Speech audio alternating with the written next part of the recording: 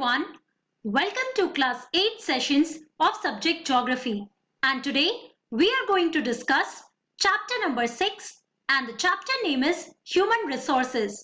This is your 7th session. तो बच्चों हम लोग क्लास 8 का सब्जेक्ट ज्योग्राफी डिस्कस कर रहे हैं और इसमें हम लोग चैप्टर नंबर 6 डिस्कस कर रहे हैं. चैप्टर का नाम है ह्यूमन रिसोर्सेज और ये आपका 7th सेशन है. So let's start with it.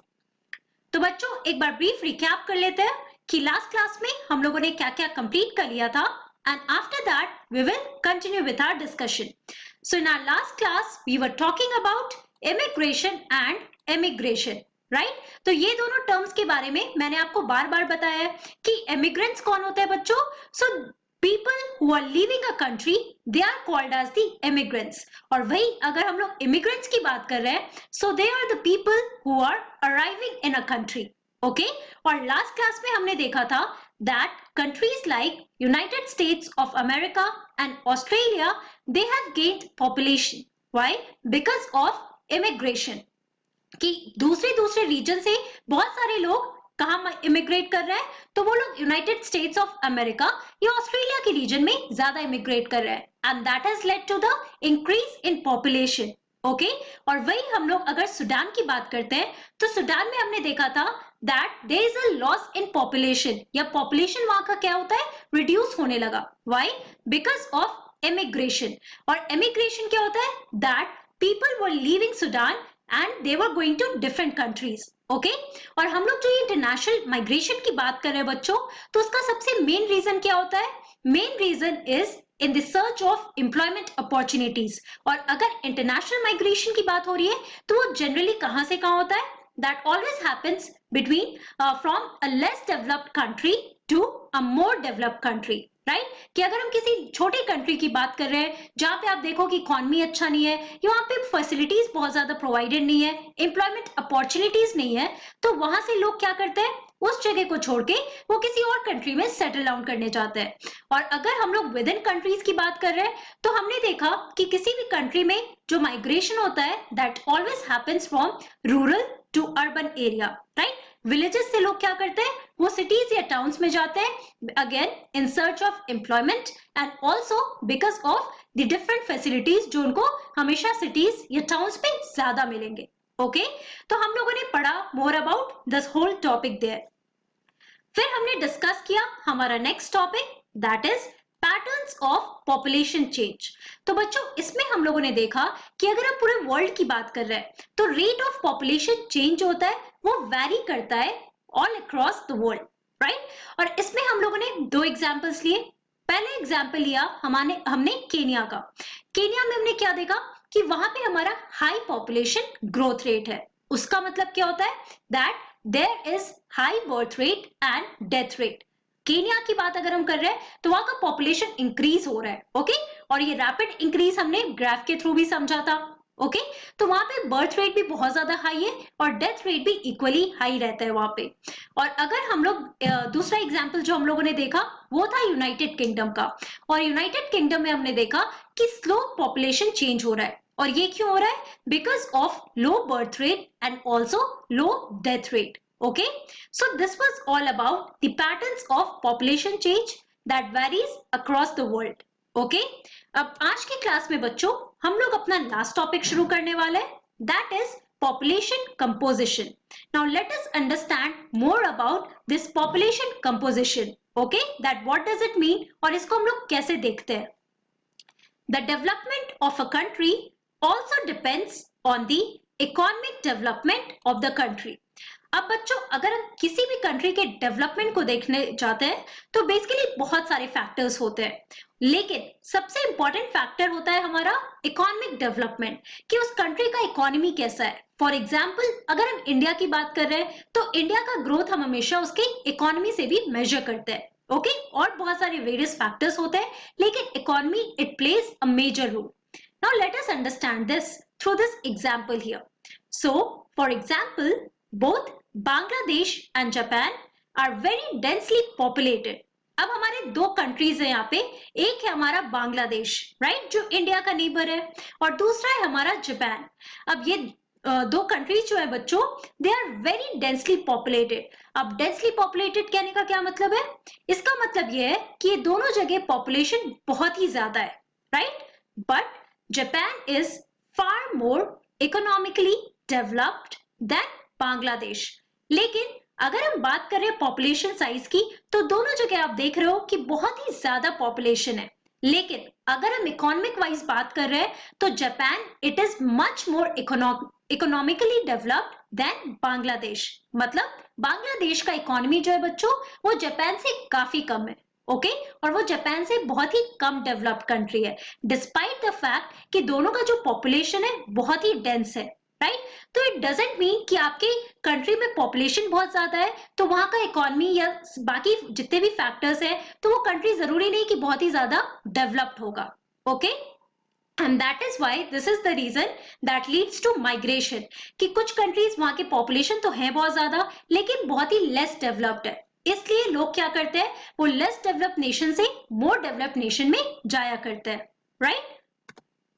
Now, people vary greatly in their age, sex, literacy level, health condition, occupation and income level. So अगर हम इंडिया की भी बात कर रहे हैं बच्चों, तो यहाँ पे आपको पता है कि पॉवर्टी हमारे कंट्री में बहुत ज्यादा है ना? लेकिन ये हमारा जो पुअर और रिच का गैप है वो भी ज्यादा होते जा रहा है। तो यहाँ कहने का क्या मतलब है, that people in a particular country they vary greatly in their age and also in their sex, the literacy level या फिर हेल्थ कंडीशन या वहां का इनकम लेवल जो भी हो रहा है, राइट? तो ये सारे इंपॉर्टेंट फैक्टर्स है और इसकी वजह से आप देखोगे कि किसी भी पर्टिकुलर कंट्री में लोग जो है या तो बहुत ज्यादा रिच है, नहीं तो बहुत ज्यादा पुअर है। बहुत लोग जो रिच है दे आर लिटरेट, लेकिन पुअर लोग है they can't afford money, so they are not that literate, okay? तो हर एक कंट्री में ये सारे फैक्टर्स जो है वो वेरी करते हैं।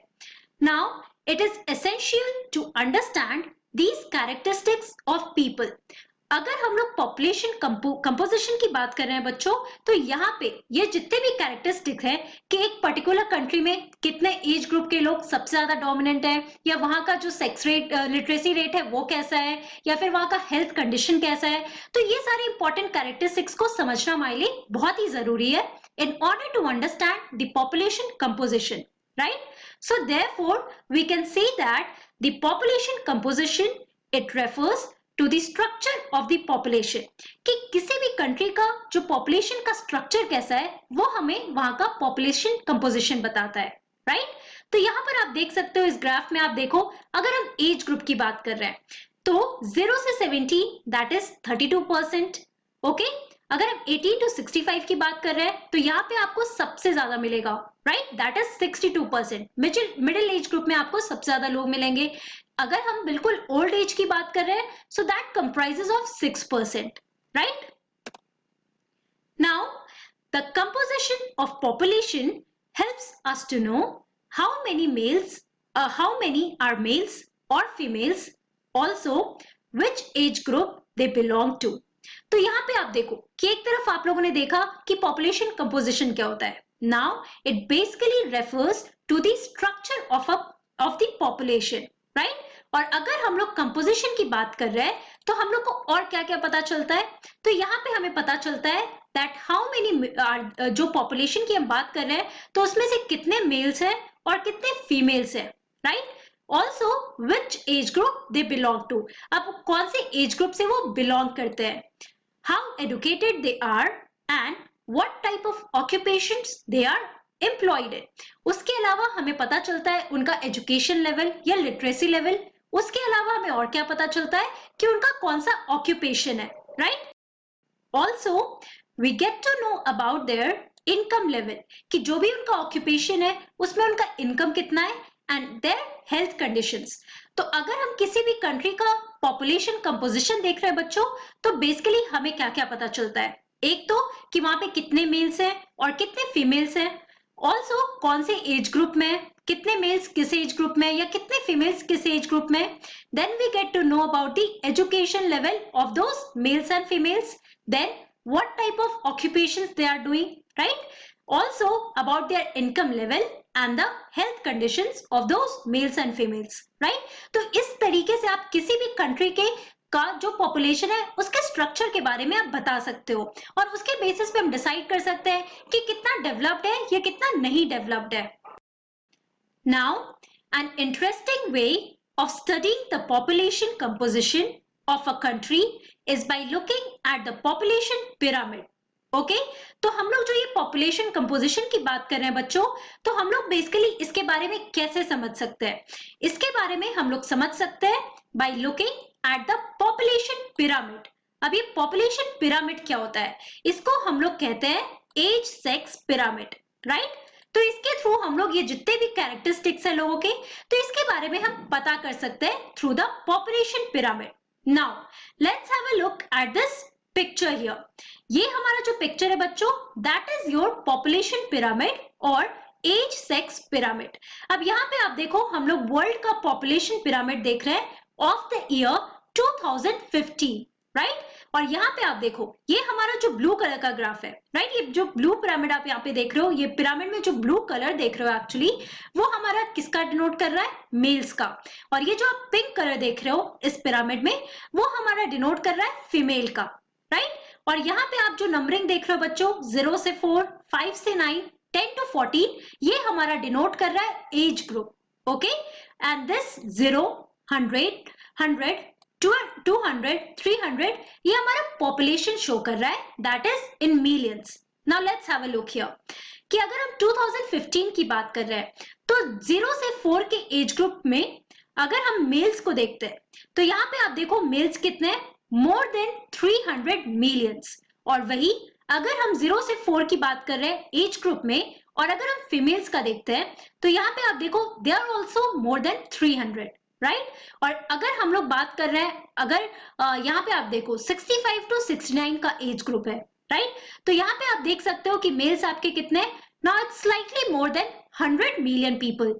और यही अगर हम लोग 65 to 69 फीमेल देखते हैं, तो it is more than males, right? 100 से तो ज्यादा है ही, बट मेल से थोड़ा और ज्यादा है. ओके, सो ये हमारा क्या शो कर रहा है? This is your age sex pyramid. मतलब इसमें आप मेल और फीमेल दोनों के बारे में पता कर रहे हो, ऑल्सो उनके एज ग्रुप के बारे में भी देख रहे हो कि एक पर्टिकुलर एज ग्रुप में कितने मेल्स हैं और एक पर्टिकुलर एज ग्रुप में कितने फीमेल्स हैं in a particular year, right? Now let's talk more about this population pyramid. The total population divided into various age groups, for example 5 to 9, 10 to 14 years. अब ये population pyramid में क्या क्या होता है? एक तरफ हमारा सबसे पहले होता है कि जो पूरा population है that is divided into various age group. जैसे अभी आप लोगों को मैंने पिछले पिक्चर में दिखाया था, like 5 to 9, 10 to 14, 15 to 19. तो ऐसे आपका पहले डिस्टिंक्शन होता है एज ग्रुप का. Now the percentage of the total population, it is sub divided into males and females in each of those groups, right? अब ये जो पूरा टोटल परसेंटेज है बच्चों, that is divided into males and females. तो ये हमारा पॉपुलेशन पिरामिड दिखा रहा है. इसमें सबसे पहले आप देखो, ये हमारा एज ग्रुप है, राइट? यहाँ आप एज ग्रुप में देख रहे हो 0 से 4, 5 से 9, 10 to 40. मतलब 0 से 4 इयर्स के बीच में कितने मेल्स बॉर्न हुए और कितने फीमेल्स हैं. ओके, तो यहाँ पे आप परसेंटेज में देख रहे हो, राइट? सो 0 से लेके 2, 2 से 4, 6, 8 और 10% तक यहाँ पर जा रहा है ना? हमारा टोटल पॉपुलेशन शो कर रहा है यहाँ पे. तो एक तरफ आप मेल्स का देख रहे हो, इधर आप फीमेल्स का देख रहे हो. Okay, so this is all about your population pyramid, जिसमें हमें मेल्स और फीमेल्स के बारे में पता चलता है, उनके एज ग्रुप के बारे में भी पता चलता है. And that is how we come to know about the population composition. तो बच्चों, आज की क्लास में हम लोगों ने क्या पढ़ा? In today's class we discussed about the population composition, कि किसी भी कंट्री का हमें पॉपुलेशन कंपोजिशन कैसे पता चलता है. So we get to know more about the population composition through the population pyramid, that is also known as the age sex pyramid. और उसमें आप लोगों ने देखा कि पूरा जो पॉपुलेशन है वो वेरियस एज ग्रुप में डिवाइडेड होता है. ऑल्सो जो हमारा टोटल पॉपुलेशन का परसेंट है that is sub divided in 2 groups, that is males and females. तो बच्चों, आज की क्लास में इतना ही. In our next class we are going to talk more about the population pyramid. So that's all for today. Thank you very much. Have a nice day.